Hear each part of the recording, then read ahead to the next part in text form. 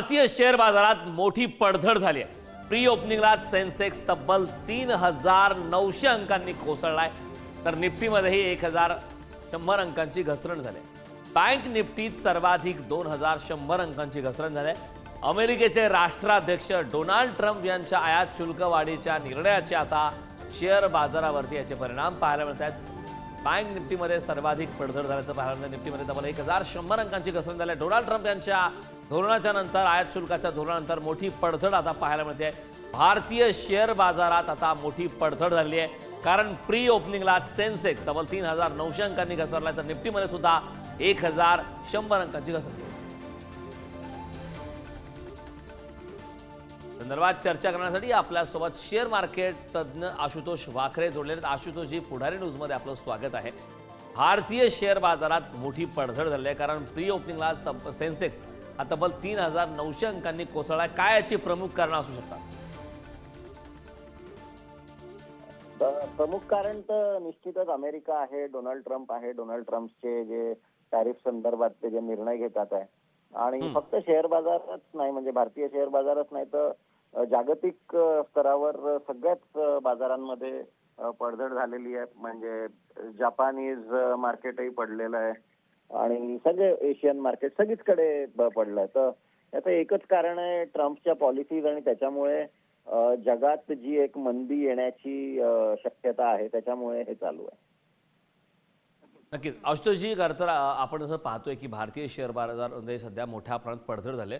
कुठल्या स्टॉकमध्ये नेमकी पडझड झाली आणि आणखीन याचे आगामी काळात काय परिणाम होऊ शकतात अशी संभाव्यता आहे?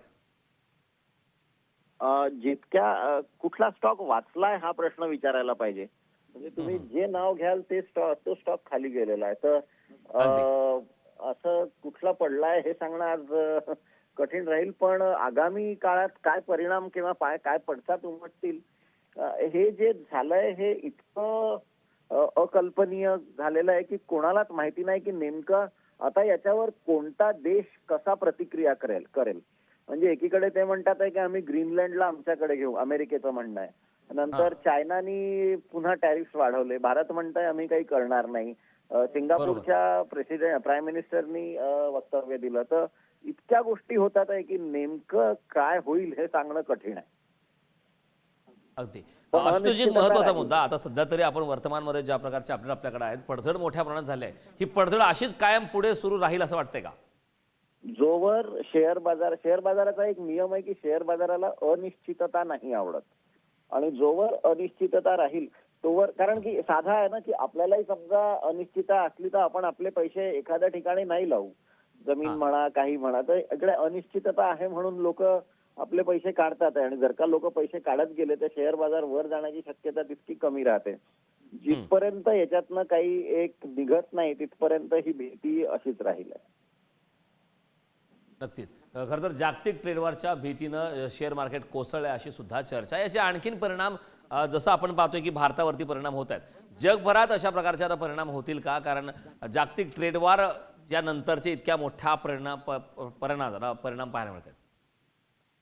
हो, निश्चितच. म्हणजे सगळे देश आता आपापल्या, म्हणजे अमेरिकेने म्हटलंय की आम्ही स्वतःच्या देशामध्ये आता उत्पादन करू. जर का तसं असेल तर मग भारतामध्ये ज्या कार बनतात आहे किंवा जे काही आपण भारतातून निर्यात करतोय ते अमेरिकेत निर्यात नाही करू शकणार. असं प्रत्येकच देशासोबत होईल. मग एका क्षेत्रातलं दुसरं, आता आयटी आपलं इतकं जास्ती तिकडे आपण आयटी एक्सपोर्ट करतो. तर प्रत्येक देश जे ग्लोबलायझेशनची जी परिभाषा आतापर्यंत माहिती होती त्या परिभाषा तुटतील, आणि नवीन एक जगात ज्याला ग्लोबल ऑर्डर आपण म्हणतो ती बनेल. असं मग त्याच्यामध्ये चायना पुढे जाईल का, जपान पुन्हा वर येईल का, भारत त्याच्यामध्ये जागा घेईल, इतके प्रश्न आहे जे आजपर्यंत कधी कोणी खूप सिरियसली घेतले नाही. किंवा ठीक आहे होईल बघू, म्हणजे फ्युचर इज हिअर वाली परिस्थिती झाली आहे की आत्ताच्या आत्ता तुम्हाला आलंय, म्हणजे तुमच्यावर ते परिस्थिती आली आहे. काही लोक तर याला 1930 ची लिंक करतात आहे की याच्यानंतर महायुद्ध झालं होतं, विश्वयुद्ध झालं होतं दुसरं. तर अशा सगळ्या गोष्टी चालू आहे. म्हणजे निश्चित ट्रेड वॉरमुळे सप्लाय लाईन्स बदलतील आणि हे सगळं होईल. जर का असंच राहिलं आशुतोषजी, तर ट्रम्पने अगदी काही बदललं नक्कीच नाही. यामध्ये आपण पाहतोय की खरं तर याला जागतिक व्यापार युद्ध असं म्हणायला हरकत नाही, कारण ज्या प्रकारचे परिणाम या हल्लीच्या दिवसामध्ये आपण पाहतोय अगदी आयातकर आकाराच्या नंतर, मात्र याचे परिणाम तेलाच्या दरात सुद्धा होऊ शकतात. त्यामुळे भारताचा काही फायदा होऊ शकतो का? हा, तेलाचे दर पडलेच आहेत. तेलाचे दर पडले आहे आणि पडतात आहे. पण तुम्ही बर. एक बघा, तेलाचं जे महत्व भारताला 10 वर्षा पहिले किंवा 15 वर्षा पहिले भारताच्या अर्थव्यवस्थेत जे तेलाचं महत्व होतं, आता ते टक्केवारीमध्ये कमी झालं. म्हणजे ऍब्सोल्यूट नंबर्समध्ये तितकंच असेल किंवा वाढलंही असेल. पण तुम्ही बघत असाल की इतके सारे लोक आता सोलरवर चालले आहे. Solar vehicle, solar two wheeler, solar, घरी सोलर एनर्जी, सौर ऊर्जा.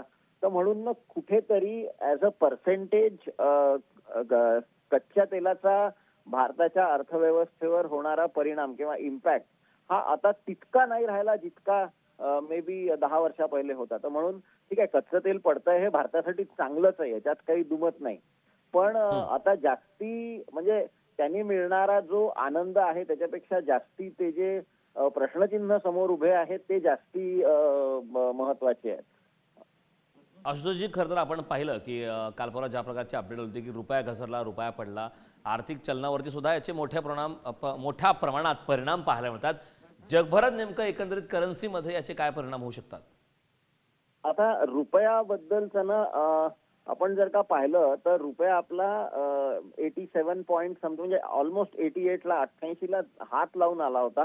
बरोबर. पण परत मागच्या एका महिन्यात आपला रुपया पुन्हा वरती आलेला आहे. हे एक म्हणजे जेव्हा रुपया घसरतो ना 85, 86, 87 आणि 88च्या जवळ, तेव्हा खूप बातमी होते की अरे रुपया घसरला, आता सिनियर सिटीजन होईल, आता झालाय, आता सेंचुरी मारेल.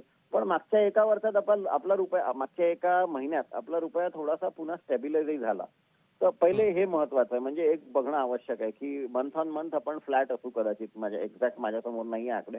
पण दुसरी गोष्ट, जर का हे झालं तर याच्यामुळे नेमका काय परिणाम होईल, कारण याच्यामध्ये व्याजदर खूप महत्वाचे रोल प्ले करतात. आता काही दिवसांनी आरबीआयची पॉलिसी येणार आहे. तर परदेशीय गुंतवणूकदार जर का तुमच्या देशात येत गेले, आणि जे की येतात आहे, शेअर बाजारातनं निघतात आहे पण बॉन्ड मार्केटमध्ये चालले आहे, तर त्याच्यामुळे रुपया, कारण परदेशीय गुंतवणूकदार जेव्हा भारत सोडून जातात तेव्हा ते रुपया विकतात आणि परदेशीय गुंतवणूकदार जेव्हा भारतात येतात तेव्हा ते रुपया विकत घेतात. तर सध्या या दोन्ही गोष्टी चालू आहे. म्हणून रुपयावर एक सध्या म्हणजे शेअर बाजारातून बाहेर चालले आणि बॉन्ड मार्केटच्या आत येतात आहे. दुसरी गोष्ट आयात निर्यात, ट्रेडिंग, जे ट्रेड वॉर तुम्ही ज्याच्याबद्दल बोलले किंवा ज्याचं हे मूळ कारण आहे या पूर्ण उलथापालथीचं, त्याही दोन्ही गोष्टी होतात. आयात करणाऱ्या कंपन्या डॉलर बाहेर नेतात आणि निर्यात करणाऱ्या कंपन्यांमुळे डॉलर भारतात येतात. तर या चारही गोष्टी इतक्या सध्या फ्लक्समध्ये आहे की आता नेमका काय परिणाम होईल हे सांगणं फार कठीण आहे. नक्कीच अंदाज लावणं सुद्धा खरंच कठीण आहे. आशुतोषजी, खूप खूप धन्यवाद. आपण पुढारी न्यूजशी संवाद साधला त्याबद्दल. भारतीय शेअर बाजारात मोठी पडझड झाल्याचं आता पाहायला मिळत आहे.